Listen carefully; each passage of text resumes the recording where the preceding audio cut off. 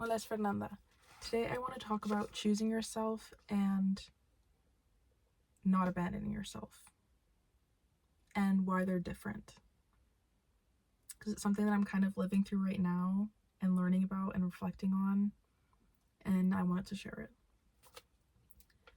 So, choosing yourself is action oriented. It's a choice of walking away, resting, choosing different.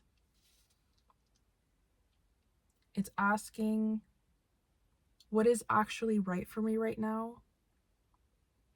What do I need? What I want?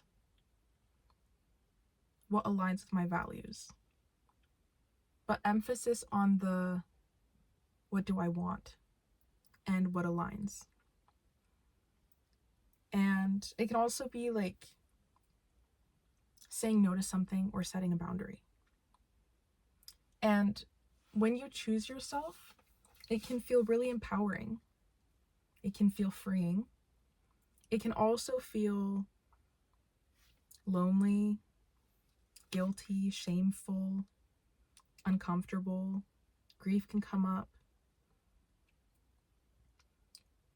But I think it's important to remember that just because it feels uncomfortable doesn't mean that it's wrong. And in fact, normally it means the opposite. Because when we step out of our comfort zone, we step out of what's familiar, that's what brings up those uncomfortable feelings. Do you see that mosquito? Okay, I'm gonna not get distracted. And making an aligned choice doesn't always mean that it's gonna feel good. So it's important to remember that.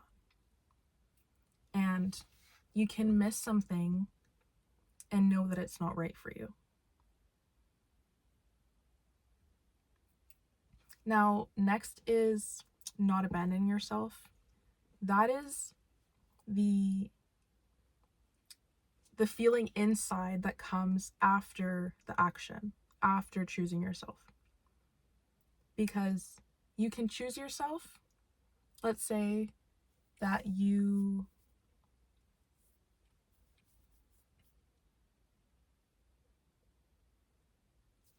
leave something and you can be sad about that. And not abandoning yourself means that you make space for the sadness to come up. And one of the questions I had is, can I stay on my own side while I'm experiencing this?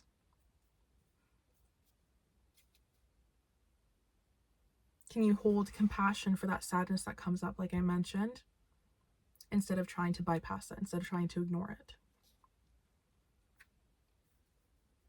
And it can look like, instead of running back to something because the absence feels uncomfortable, it's sitting with and through that. Acknowledging the absence, feeling what comes up when you feel it, and letting it be there. And letting yourself be there.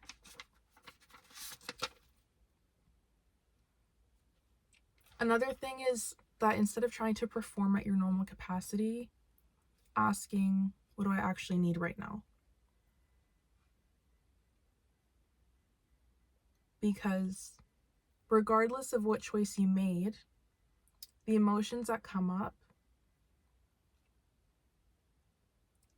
it's a lot. And I think part of what abandoning yourself can look like is that you're not acknowledging what needs to be acknowledged. And that's resisting a part of you, and therefore it's abandoning yourself. And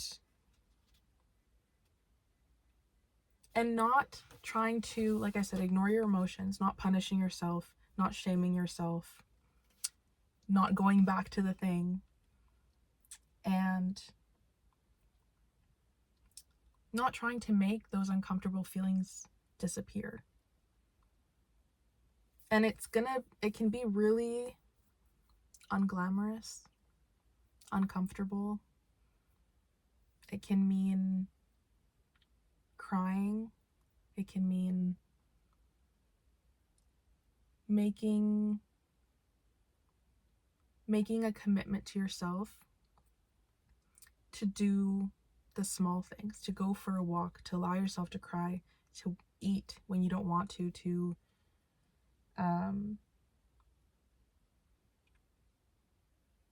basically doing the minimum and staying with yourself during that. And here, now I want to explain why they're not the same thing.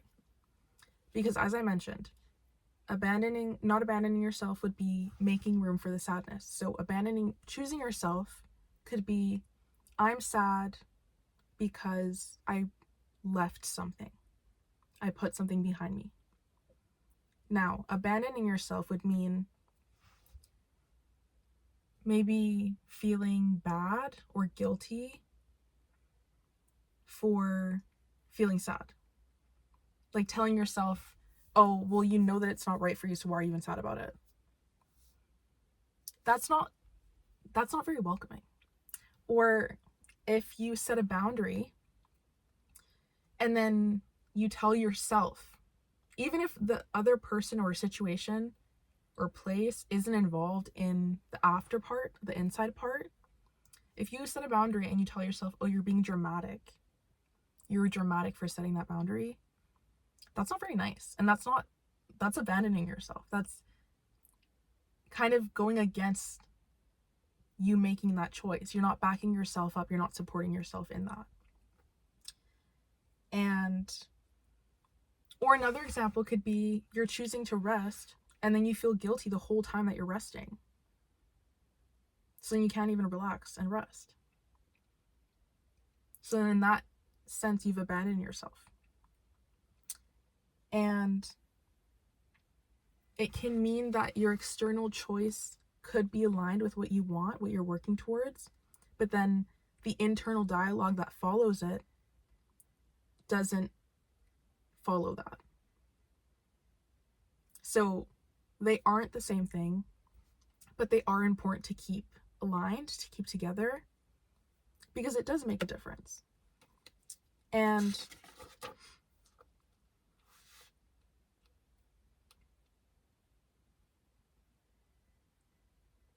it will affect how you view situations. Like, it's really all about perspective. But I think that when you're trying to heal from something, you need to hold compassion, patience, love for yourself. And this is part of how you do that. One part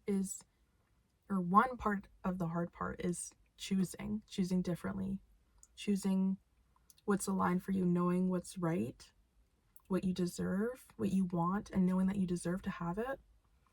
And the second part is to allow space internally for whatever comes up and not judge yourself for that. If you feel sad about someone, feel sad. If you feel sad that something didn't work out, you didn't get a job, something didn't happen the way that you wanted it to, be sad, be disappointed, feel grief for whatever you're letting go of, and allow that to be there. And I think that a lot of us will set expectations of, oh, it's been this long, so you should be over it by now.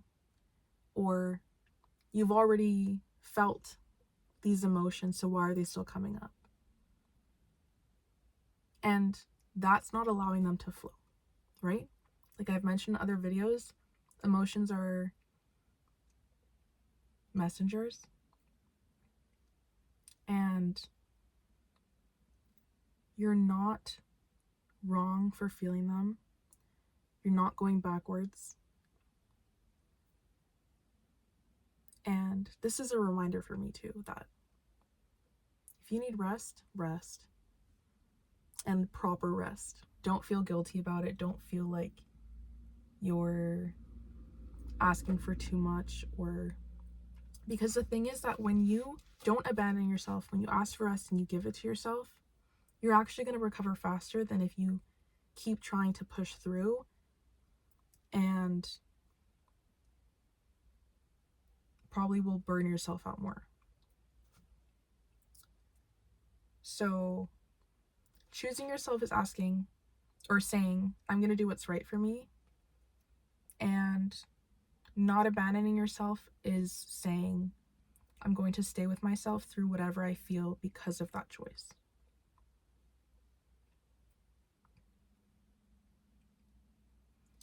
And the last two notes that I had were that to not abandon yourself, not abandon your emotions because they feel uncomfortable or inconvenient, and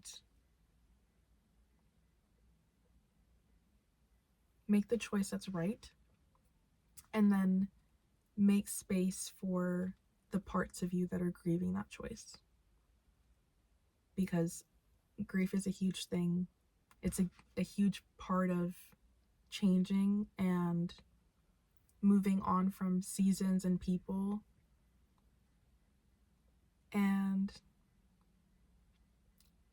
some of us have huge, tender hearts, and I think sometimes you don't even realize how open your heart can be. And it's not wrong. I think it's a beautiful thing that someone can experience. But it comes with a lot of other stuff too.